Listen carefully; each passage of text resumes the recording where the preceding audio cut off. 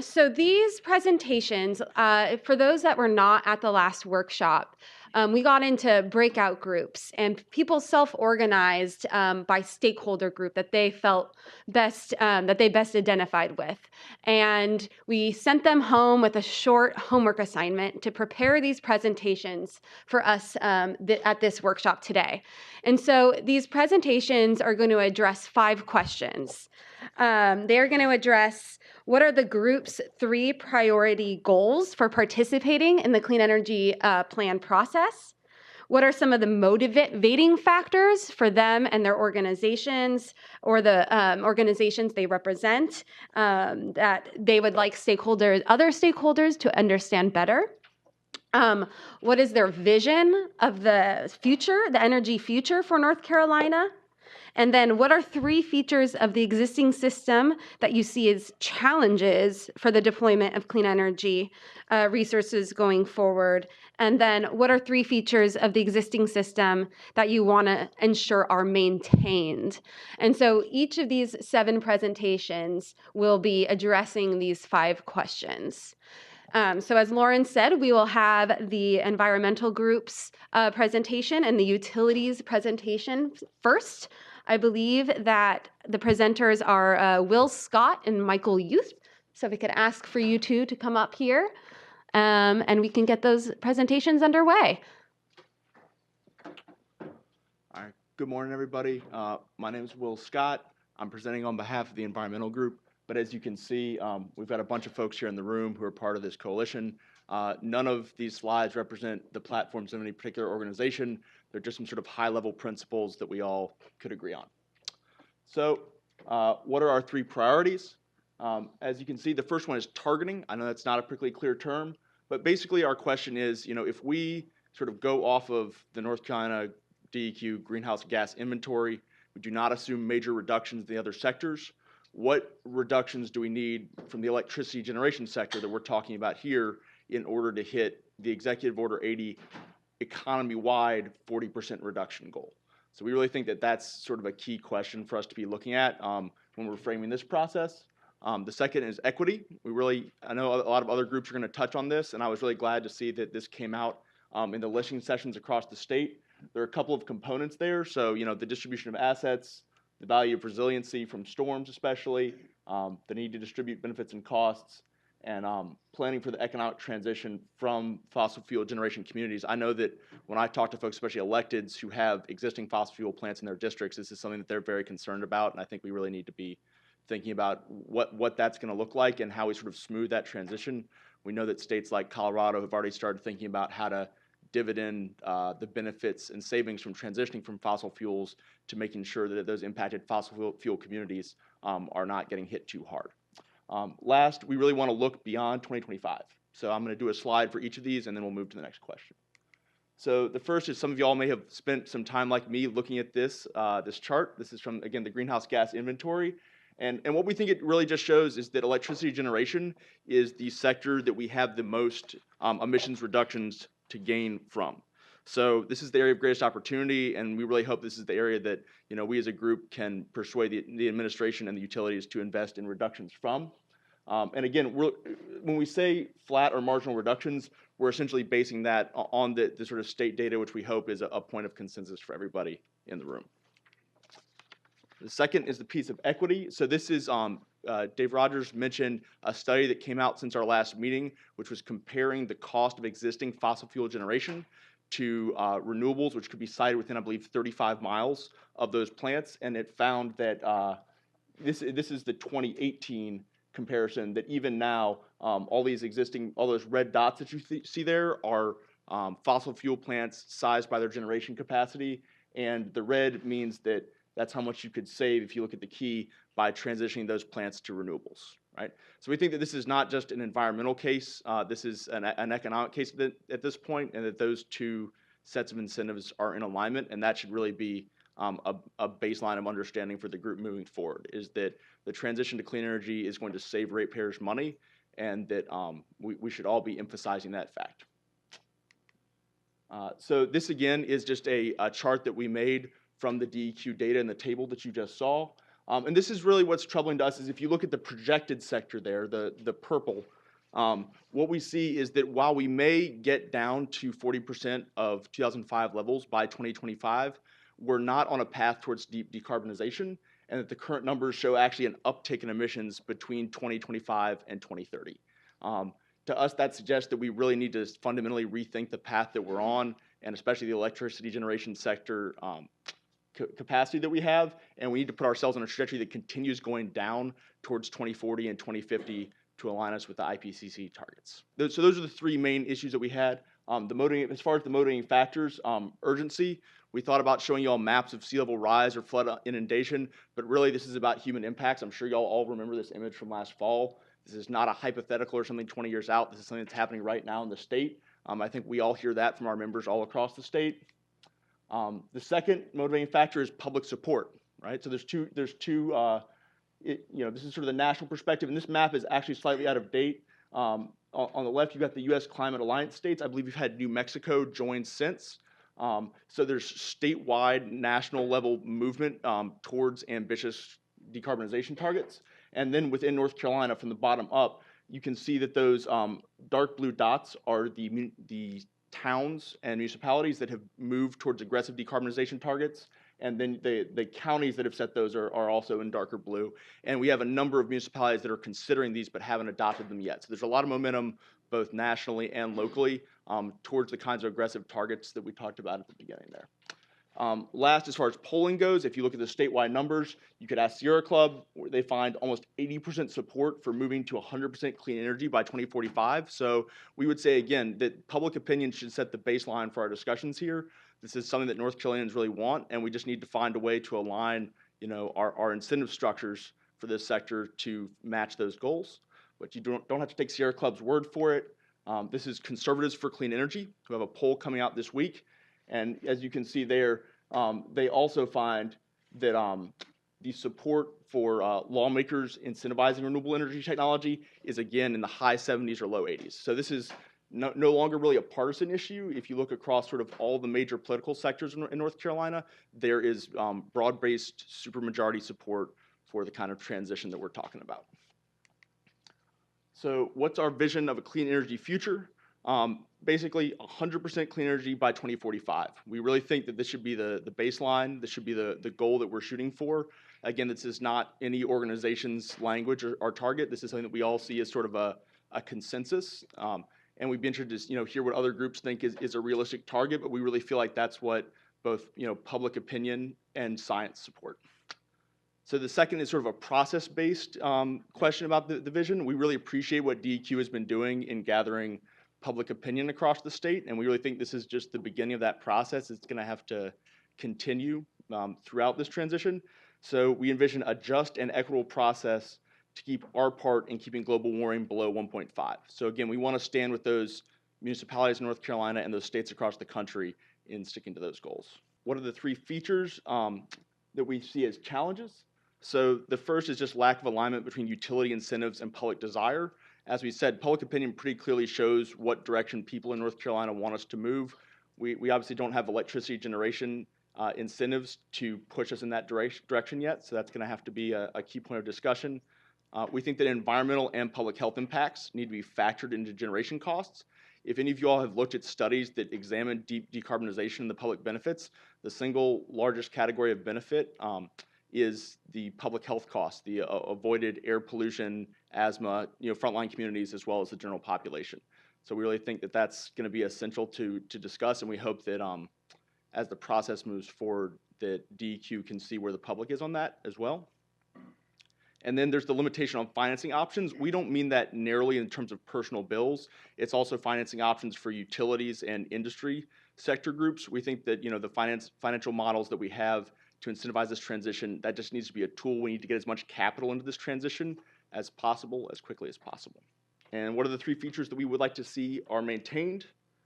So this first one should also, I believe, include wind. We ran into an issue with this one in that we started sort of Christmas treeing these sentences where you try to include everybody. In any case, try to sort of assume that these groups are inclusive. So we want to see support for homegrown industries, solar, wind, and energy efficiency, maintain and expand the REPs and the energy conservation codes, and building the existing clean energy R&D sector. I know that we see again an alignment between the public values and the business community that's growing in the state. Thank you. All right, yeah, so Michael, please. The utility group was made up of the individuals listed on this slide. We also had Chris Dorfler, a consultant to utilities in the group. I want to start off by saying something similar to what the environmental group said, which is we learned that every utility is unique. What I mean by that is we in our group had multiple types of utilities in terms of the services they provide, as well as from the perspective of their business models. So we had water and sewer utilities, we had a natural gas transmission utility, and we had several electric utilities. We also had investor-owned utilities, municipal utilities, and cooperative utilities. I point this out because different types of utilities can have different perspectives, and in fact do have different perspectives. A single utility, in fact, can have multiple perspectives. Sometimes a utility is sitting in the position of being a customer, and it will look through a customer lens at any question or issue. And sometimes a utility will be sitting in the position of a service provider, and it will look at any issue or problem through a service provider lens. This presentation is in no way intended to cover all the nuances of the various perspectives. Instead, as with the environmental groups, we are going to try to focus on some of the commonalities. We're going to begin with utility priorities. We're going to start with the general, and then we will move to the specific and talk about some of the priorities in the context of a clean energy plan. All utilities aim to provide reliable service that is cost-effective and environmentally sustainable. However, often these goals, these priorities, can conflict with each other, and they need to be balanced, and trade-offs need to be engaged in. This is important because the area in which those trade-offs are usually made is in the rate-making context. And so to the extent a clean energy plan contemplates investments in clean energy infrastructure, implementing the clean energy plan is likely to affect rates. So I want to talk a little bit about rate making. Utilities, when they are faced with rate making, generally ask three simple questions. These can be made much more complex, but the three simple questions are: how much, who pays, and who benefits?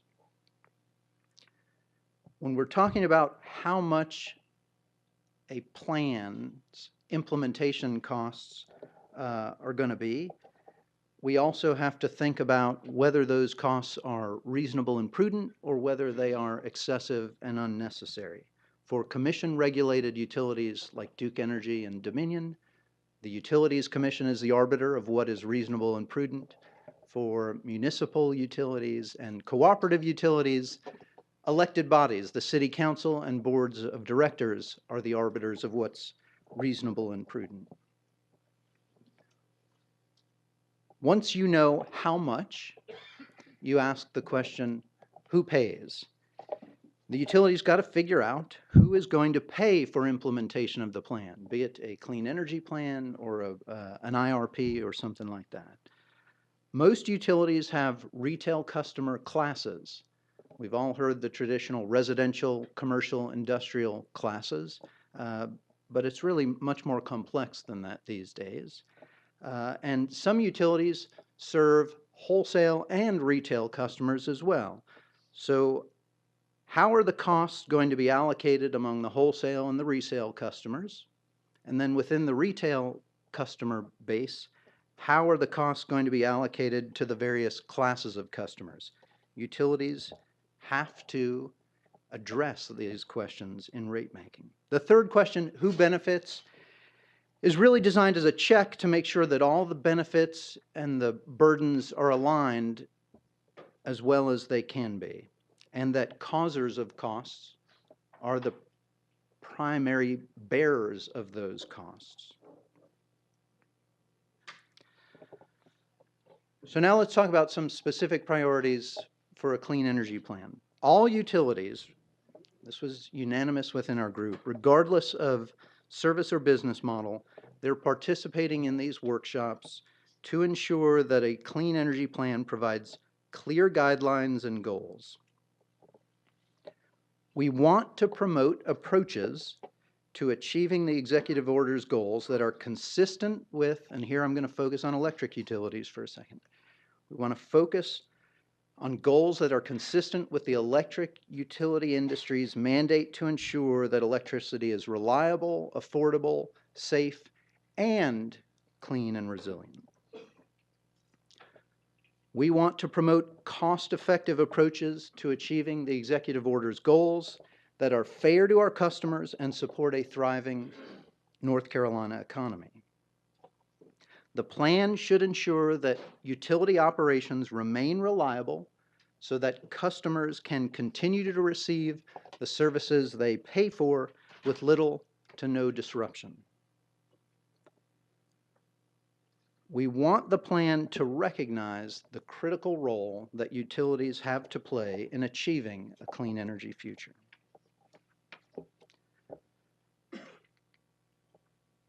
So why do we want these things? It's because our customers, our citizens, our members, all of them expect utilities to help society achieve a clean energy future. Our customers, our citizens, our members also want greater control. They want more choices. And when we say more choices, we don't necessarily mean more choices for providers, but they do want more choices in terms of pathways and technologies that they can implement or pursue for achieving their goals. They also want greater convenience. Customers, citizens, members expect, and they really deserve, that utilities offer these choices, this control, this convenience, without sacrificing affordability, reliability, or safety. So here are a few of the visions from some of the electric utilities that were in the group. I'm not going to read these to you, but I think it's fair to say all of the electric utilities' visions are directionally aligned with the goals set out in the executive order. And all of these visions are rooted in community development, community building, and enhancing the quality of life in those communities. Next, I want to talk a little bit about what the utility group perceived as working well in North Carolina. Right now, despite persistent challenges, there's a lot going on that is going well in our communities. First, most utilities, almost all the utilities in North Carolina, are providing incredibly reliable, affordable service. That affordable, reliable service is reflective in part of the fact that our long-term planning processes in North Carolina are robust and have helped make sure our infrastructure is capable of meeting our needs in an affordable manner. Next, our generation fleet in North Carolina, in the Carolinas, is fairly well positioned from a carbon emissions standpoint to springboard into a clean energy future. Our nuclear units are zero emissions with a high capacity factor, and solar and other renewables continue to be integrated into the grid. As is noted on the slide, North Carolina is second in the country for installed solar capacity. While some things are working well, we certainly have challenges as we move toward a cleaner energy future. One such challenge is that we don't get to begin at the beginning. We've inherited the infrastructural decisions of those who came before us, and we have to work with, and sometimes through or around, the decisions and the infrastructure that these decisions yielded. The grid was not built to be bidirectional. It was not built for DER. investments need to be made to modernize or update the grid to accommodate this future that we're all facing. When utilities decide to invest in updating or modernizing infrastructure, a related challenge is finding ways to recover the investment costs in a timely manner through rates. Many of us in this room have heard about an ongoing discussion about how to recover grid improvement, grid modernization costs in North Carolina. Similarly, when utilities decide to invest in new or modern infrastructure, they sometimes find contractual constraints limit or prohibit the investments they've contemplated. Even when there aren't contractual constraints or timely recovery challenges, utilities still face the challenge of trying to please everyone in their customer base when everyone is unique and large segments of society have different points of emphasis. Some care more about low rates. Others, for example, are willing to pay more to lower carbon emissions right now or in the next couple of years. Beyond these, I'm going to call them internal utility challenges, we face a couple of additional challenges at a minimum. First, utilities work under government oversight. But the government sometimes speaks with multiple voices, and they aren't always aligned. Better government coordination on clean energy policy in particular would be helpful. Finally, the way we talk about overcoming some of these challenges has become a challenge itself. When we talk about getting rid of regulated utility monopolies through free markets and competition, we have to be careful because an unintended consequence could be the creation of haves and have-nots. Speaking on behalf of the electric cooperatives, we know this. The free market did not come to rural areas of North Carolina in the 1930s, 40s, and 50s. Cooperatives needed to be formed to make sure everybody got electricity. The free market wasn't heading out there. And today we're seeing something similar with broadband, which is really an important piece of achieving a clean energy future in rural North Carolina. So with that, I'm going to cease and desist, and we'll take questions. If we can go back to Will's presentation, but you had made a statement regarding emission reductions. When you asked for reduction, meeting the 40% target, you did say that related to the electric power sector. And I think in the statements regarding the 1.5 degrees Celsius, in that sense, were you also again targeting just the power sector only or economy-wide? Yeah, right here. A full transition to 100% clean energy by 2045 through deployment of renewable energy, energy efficiency, and other clean technologies. And I want to get a clarification from you whether you meant here for the power sector only or the full economy. I believe, and we can discuss this as a group and get back to you so that we can be sure, but I believe this, in the context of the Clean Energy Plan, I believe this is in reference to electricity generation, the power sector. Then I have one quick question for Michael. You had said that transition would cost more money. And have you all looked at whether the transition in terms of generation or supplying the necessary transmission and distribution infrastructure is where the cost will be? Have you isolated? One of the reasons I said that was I cited the AEO cost impacts where generation costs are declining while transmission and distribution costs are expected to go up nationally because of DERs.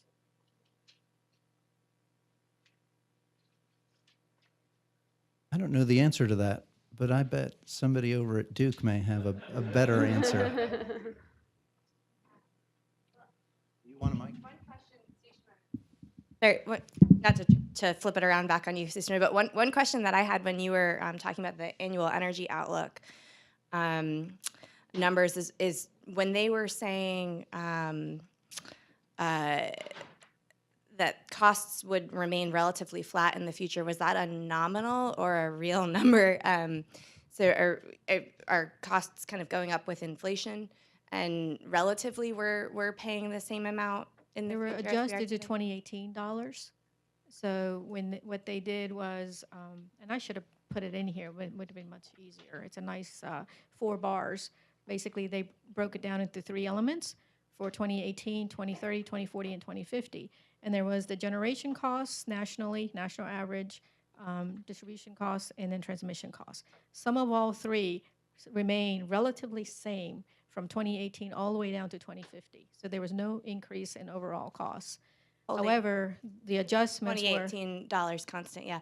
Um, to the overall question, I think it was more of a general statement that we were making in terms of, as in any scenario where you are making different decisions about the investments that you would need to make, the utilities would need to consider how you allocate the costs of that. I don't know that we were making a specific statement about a specific portfolio or specific set of investments. Michael, would you agree with that? I don't know if anybody else wants to comment, but I think that's a bit farther than we had gone in our discussions, I think. Okay. Sure. Looking at the faces of my group members after I spoke, I think that actually the 2045 number that was meant to be an economy-wide target. So I think we'd be interested in seeing planning, looking at both full decarbonization for the electric sector and economy-wide. Great. Thank you. All right. Turning it out to everyone else. Q&A or any questions for our presenters. All right. And a reminder to just introduce yourself again before you speak. Greg Monty, Director of an Energy Research Center at NCA&T. Your map with the red dots all over it and one blue dot in Florida, does that mean to imply that there are no places where there's additional cost to do renewables? Is that what that means? I don't know about no additional costs. I believe what it meant was that renewables would save ratepayers money if they replaced existing fossil fuel units. I believe this is using 2008 costs and assumptions, and then there was an additional map for 2025, which if you look, yeah. Oh, 2018. Sorry, it was for the present, which showed that renewables were cost competitive with existing fossil fuel. Within 35 miles. So the whole state of North Carolina, there's no place where it would cost more to do renewables. Is that what you're implying? Correct. That's a very good answer. And then you sort of said there's going to be additional costs that we have to incur, and how are we going to deal with that? So they seem to contradict, and that was something that I was concerned about. Mm-hmm. All right. Do we have other questions?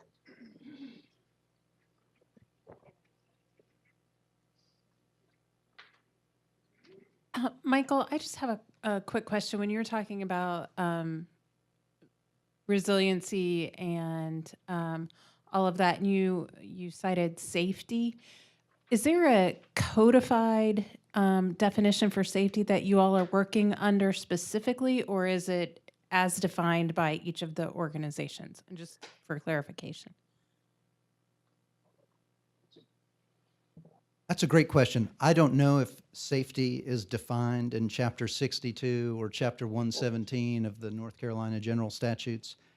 There are a lot of safety regulations that are out there, and I think increasingly utilities are including cybersecurity under that safety umbrella. Right. And I think my line of questioning is, is there an opportunity to integrate health and impacts and things like that into safety in some way, as one of the progressions of this conversation? I think the utility groups would, or utility group would be willing to consider something. Just trying to get my head around what the, where that lives. Okay. Do we have any other questions? Okay.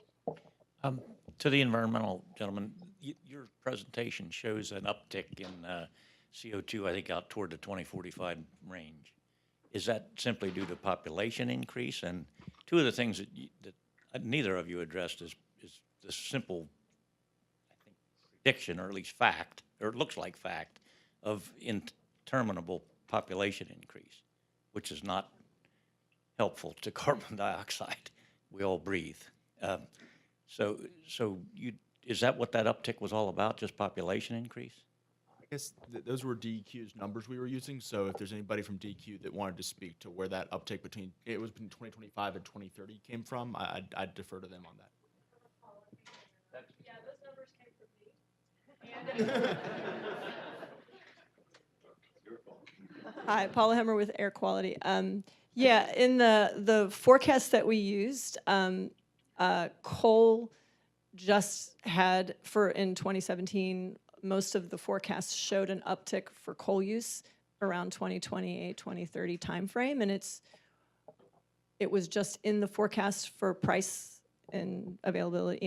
It was not based on any kind of scenario or anything like that. It was merely AEO forecasts more coal use in those years. And part of the data we use is Duke Energy's data. So, and that's primarily the coal plants. So there's just sort of a blip in the forecast at that time frame. This forecast was developed in 2017. So, yeah. I would just offer that our present day forecast probably doesn't Yes. show Right. an increase in coal use. I would concur with that as well. So that uptick may not actually. I was talking about population, nothing to do with Yes, population is upticking in North Carolina significantly, but I think everybody here is pretty amazed at the fact that our carbon has remained so flat despite the incredible uptick in our population, and that is discussed in the GHG report. You can see the impact of both GDP increases and population increases and how that works with carbon. And we've done a lot of growing without a lot of impact. So look at the GHG report if you want to understand the population.